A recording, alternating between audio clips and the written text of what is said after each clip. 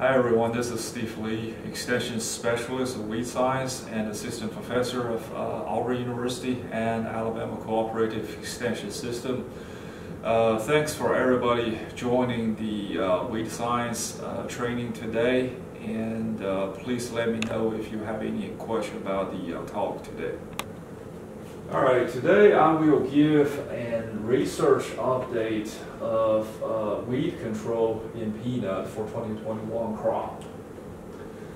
So last fall I visited a lot of cotton and peanut farms and crop fields around September and October. These were common scenes that I saw during those trips.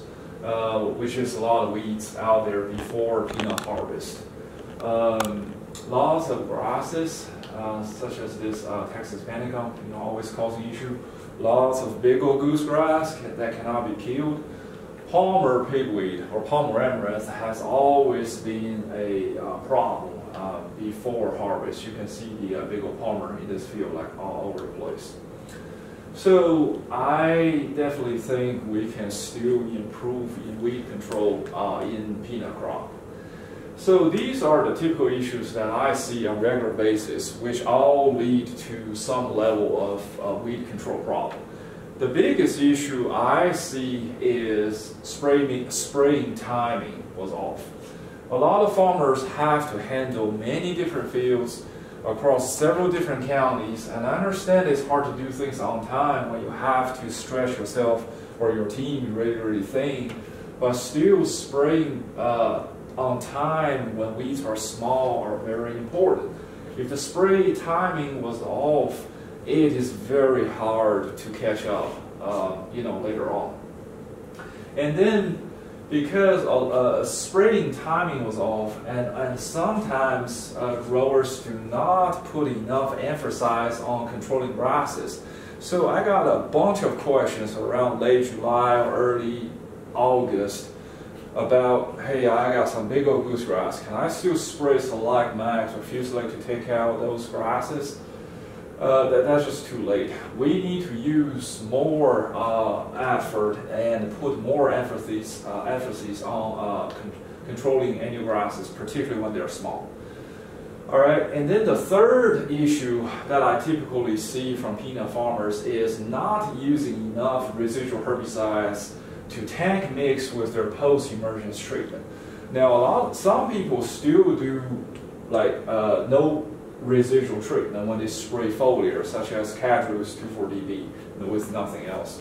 This might be fine if you have very few weeds in the field, but if you have a few tough ones, such as goosegrass, crowfoot or palmer, that is not going to work out well because you don't have the residual herbicide to give you the extended period of control.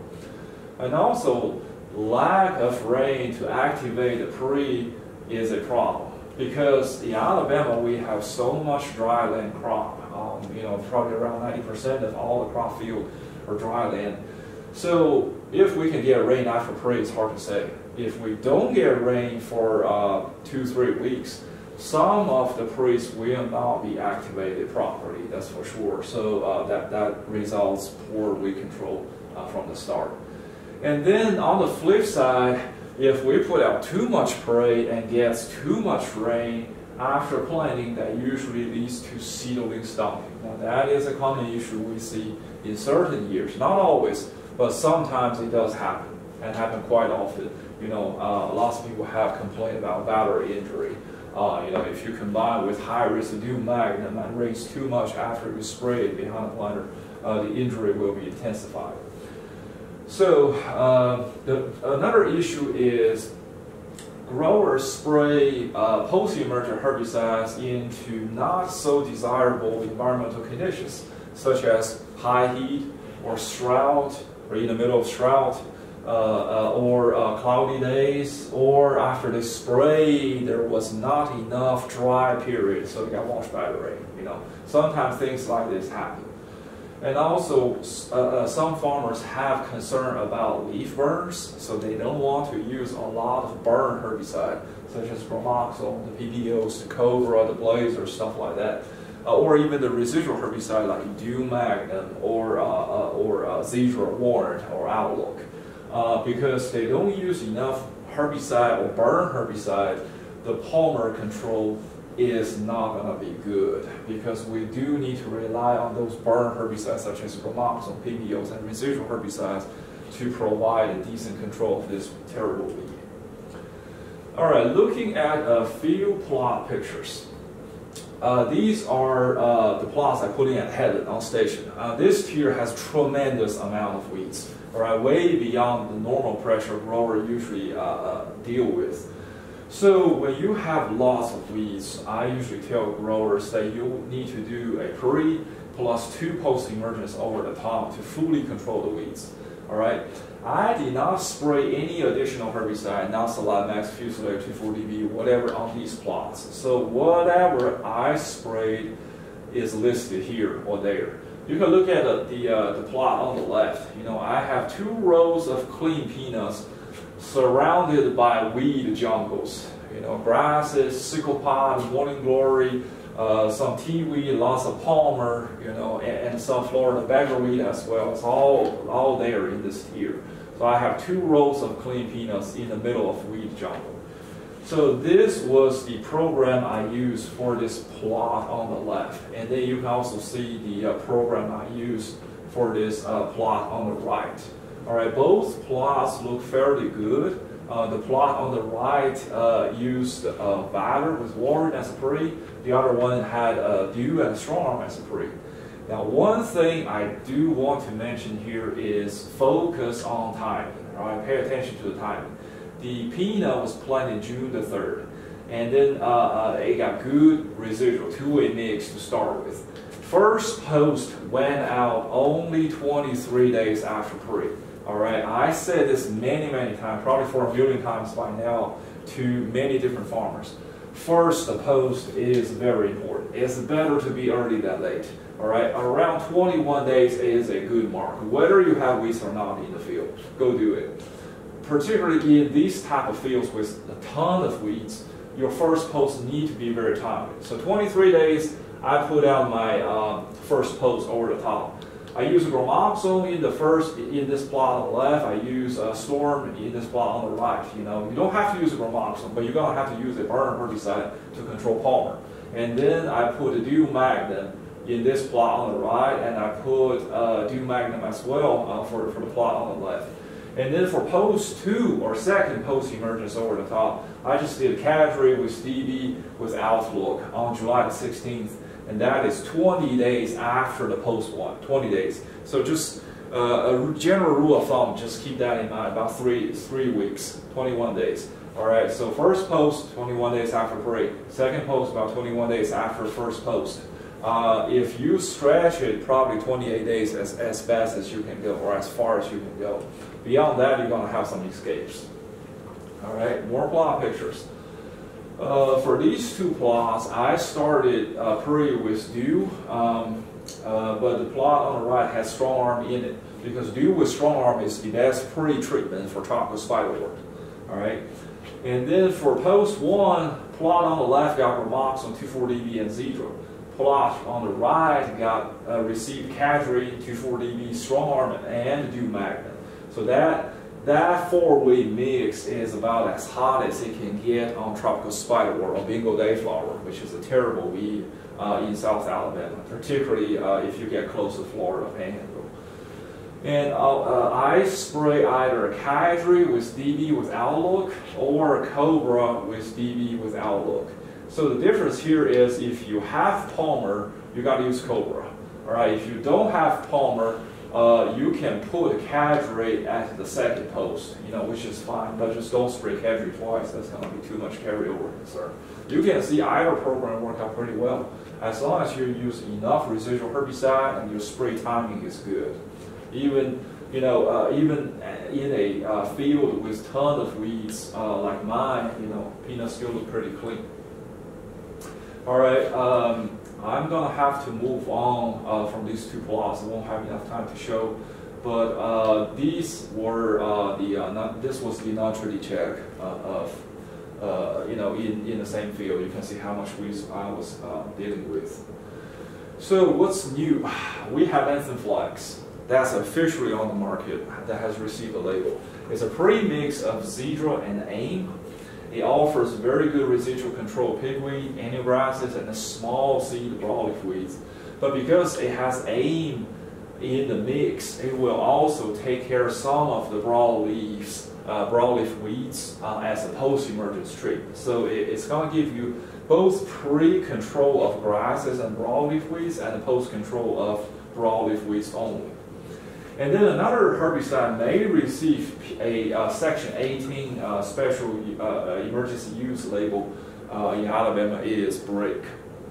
It already has a label for a couple of years in cotton, but the research conducted in the last 3 years have shown that it's a fairly safe peanut, on Georgia 06G, that's what we use.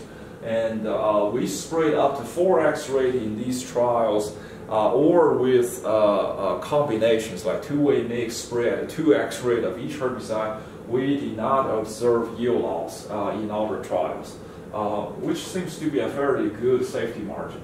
And Brake will all offer pretty good control of palmer. That's a fact. It's a very effective on palmer, right? And also it's a different mode of action, which will control the PPO resistant type. That's really what we need.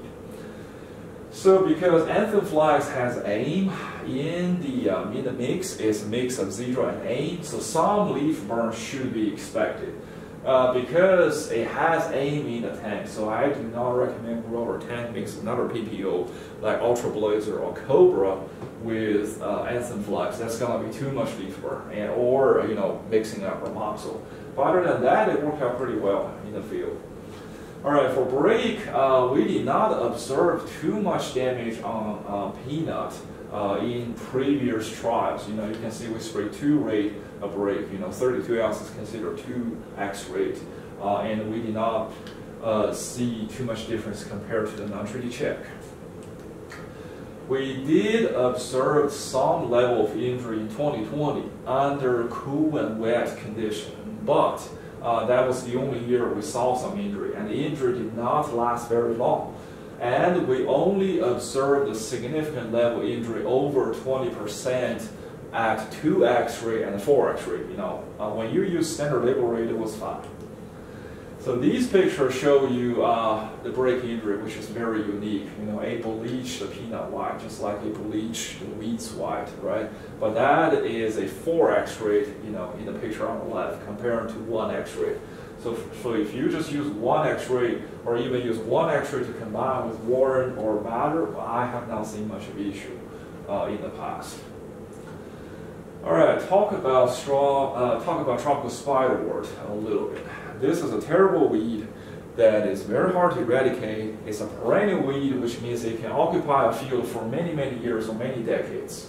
Right? Some of these problems have been in that field for a certain field for 30, 40 years, which I have heard of. All right, it can emerge anytime from April all the way to about September. Right, so it can always send some issues onto the ground. Chemical-wise, we don't have a lot of options. Strong Arm is the best thing out there. So I recommend half rate of Strong Arm Pre and half rate Strong Arm Post. And then you use Warren or Dew Magnum plus half rate of Strong Arm to start cleaning is the best. Dew is probably more effective than Warren on this weed. But if it is a dryland peanut, Warren probably fits better because they can sit on the surface to wait for rain longer. And I also recommend half rate of Strong Arm to go with Dew, low risk of Dew Post, combined with either Cadre or Cobra or Blazer. Do a 3-way mix. That will work out fairly well on tropical spiderwort, about 80 to 90% control. And if you have cover on the ground, like cover crop residue, corn stubble, or anything like that, it's also going to help smother this weed a little bit. All right, talking about cover crop, all right, we have done some research in the last 2-3 years to look at how feasible we can use cover crop in peanut production to suppress weed and still get a decent crop. This study was funded by National Peanut Board using our checkoff dollar. So these were pictures taken at the termination of my cover crop plots at Headland around May last year. It's a beautiful cover crop. We started super clean. And if you don't spray anything, you just let it sit there for about 2 weeks, this is what you're gonna see. You know, broadleaf weeds like morning glory, single pod, coffee weed, they can grow through it because they have big seed. You know, there's enough push from the weeds to grow through. All right, so it's not bulletproof method. I want to tell everybody that. But it's gonna be a whole lot better than this when you don't have cover at all on the ground. It's just bare ground, right? All the weeds can germinate. So I took this picture before we plant the peanut. The cover crop side looks fairly clean, and you already got lots of good stuff on the ground as the conventional till side, the bare ground side. And then if you strip till your cover crop before you plant your peanut and cotton, your furrow will be open. And this exposed dirt will create some weed issue, and we should expect that. So this is another reason why I tell growers don't just rely on the cover crop by itself, because if you disturb the soil and expose the soil, weeds will take advantage of that. It's going to be in the crop growth, as you can imagine. So how does herbicide, pre-herbicide work with and without cover crop? I showed plot work from 2019, in previous peanut production meeting. So these pictures came from 2020 trial, last summer's trial, look very similar to 2019. We have 3 ounces of batter pre-sprayed on residues, the day after planting. And the batter sprayed in conventional plots, bare ground, no cover crop residue. And that plot was high residue cover crop by itself, didn't get batter at all. This one is non-treated check in the conventional till plots. It's a bare ground plot with no herbicide. So this one is a jumbo. And this one has cover crop residue but no herbicide, so it's a little bit better control. At least you can see peanut. All right. When you spray batter by itself but without the cover crop, it's a still decent level of weed suppression because the batter is just a great herbicide for broadleaf weed control. But when you combine batter with cover crop residue on the surface, that's a double guarantee for weed control. It's 2 levels of protection for your crop. That's why this one always looks the best as expected. For strong arm, we kind of observe the similar thing. This is high residue cover crop, non-treated check, all right, no strong arm pre, and we didn't spray no post in these plots. So lots of grasses and weeds, but not a lot of palmer and broadleaf weeds. Strong arming conventionally tilled plots is not going to control palmer because it's ALS herbicide. Palmer has already emerged, evolved resistant to this herbicide a long time ago. But if we combine cover crop residue to suppress palmer and use strong arm, it looks very good. All these pictures were taken 49 days after planting, and no post-emergent herbicide was used. So it's a fairly impressive weed control. Looking at the rye biomass decomposition. So we started good. We had close to 7,000. That's kilogram per hectare. We made this for a few conferences. But in terms of pound per acre, that's about 6,000 pounds per acre. So it's not a ton of residue, but it's okay amount to start with. And then you can see how the rye residue slowly degrade over the course of peanut growth. So by 56 days after planting, we still have about half of the residue left on the ground to give you the weed suppression. As long as you got something covered the ground, it's going to suppress the weeds and also help you retain the soil moisture. That is another short benefit you can get from cover crop. All right, I'm sorry about this weird stuff on my slide. It did not show on my computer cell range. So this was supposed to be the mean separation, just like different letters. But never mind. So this one shows the total fresh weight weed biomass. All right, we have 2 colors of different bars. Yellow one means high residue plots, and this purple one means conventional plots. All right. We spray the water and batter strong arm dew behind the blender at the highest label rate in both high residue and the conventional till bare ground plots. And you can see clearly that we saw more fresh weight of weed in conventional plots compared to the high residue every single time. Right? That just means if you have the residue out there suppressing the weeds, it's going to help you almost every single day or every single case. Right? It's fairly reliable. And again, I'll cover this study real quick. We don't have this problem yet, but I foresee it's going to happen someday, which is the PPO-resistant palmer. Now, PPO resistance or PPO-resistant gene will eventually flow to our region, and when this gene meets ALS-resistant palmer, it's going to create PPO and ALS-resistant palmer. So what does that mean? That means Cadre Strong Arm Classic, which have already been lost at this point to resistance, plus Valor, Cobra, Blazer, AIM, and Storm, those things won't work anymore.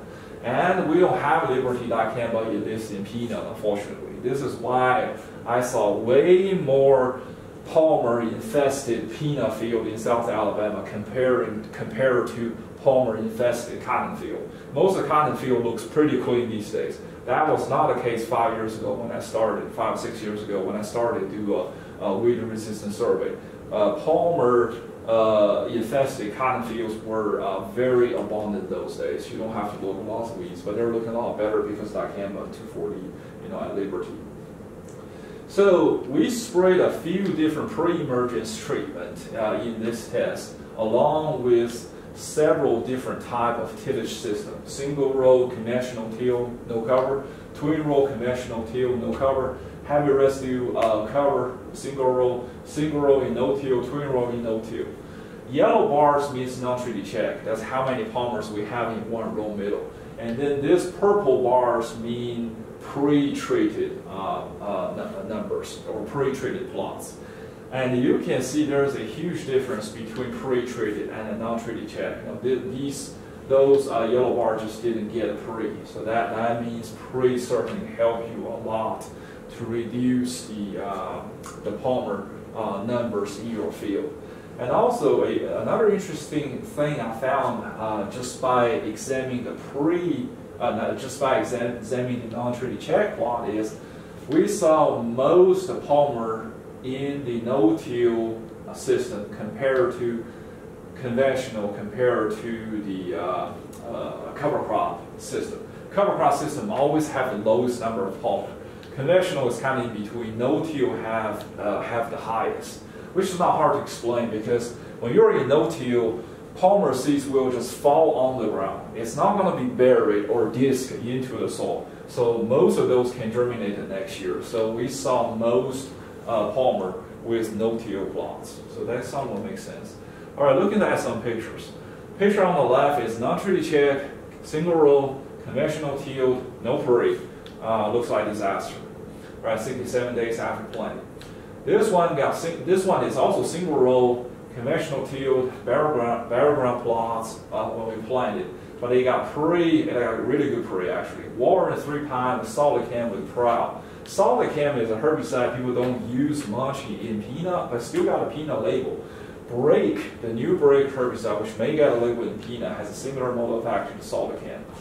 And then we spray a post, which is just Cadre, DB, and Duke, nothing fancy there, typical 3-way mix, at 40 days after planting. Didn't use Gramoxone. At 67 days after planting, we were palmer free, very clean peanut. And then looking at another plot, all right, twin row peanut, no-till, no-till. I can't see peanut anymore, just all palmer, as I have it. This plot was twin row conventional till, there was no residue. And then we sprayed Warren, Solicam, and Prowl. And as pre and post was sprayed 40 days after planting. It was a typical 3-way mix of Cadre, DB, and Duke Magnet. Controlled the palmer pretty well, but I got to do better on the Mullen Glory, right? But in this test, we were just going after palmer, so it's still a success. All right, really quickly to cover this study. This is also a study funded by National Peanut Board and Alabama Peanut Producer Association. I do get a question once in a while about, hey, can I mix Salamax or Fusilade with a fungicide? Is that going to hurt the grass control efficacy? So we did this test last year, 2 locations in Alabama, 2 locations from Mississippi, from collaborated with Dr. Connor Ferguson's program. We sprayed Salamax or Fusilade, in separate tank mixes with one of the 5 commonly used fungicide, which were Bravo, Elatis, Pyraxor, Frontalis, and Mirabis. So it's a 1 herbicide and 1 fungicide mix of any combination, using Salamax, Fusilade with this 5 fungicide. And then there was a replicated trial at all locations, 4 reps, with rated grass control 14 and 20 days later. So in this study, and also we sprayed with preference, that's an NIS, non-ionic surfactant at 0.25% by volume. So last year's study at those 4 locations, we did not observe consistent reduced grass control compared to Salamax or Fusilade sprayed by themselves with a surfactant. So that's a good news. That means we are mostly positive about you spray grass herbicide with fungicide together and not losing control efficacy, but also have to say if you spray Salamax and Fusilade late on big grass, particularly on any grasses with seed heads already coming out, do not expect more than 50% control. It's not going to kill them. That's just a fact. I'm sorry, but it is what it is. We don't have glyphosate in peanut. So we will continue this study in 2021 at the different locations. So I think after 2021 study, we will be able to generate some fairly conclusive recommendations by then. Again, I want to appreciate National Peanut Board and Alabama Peanut Producer Association for funding support, and also appreciate Alabama Agricultural Experimental Stations for managing these trials. I want to thank my crew, my technician, my graduate student, and ACES extension team for their constant support. My contact information has been listed at this slide, and you can also go to aces.edu or auburn.edu to find my contact information. Please let me know if you have any other questions. All right, y'all have a great day. Thank you.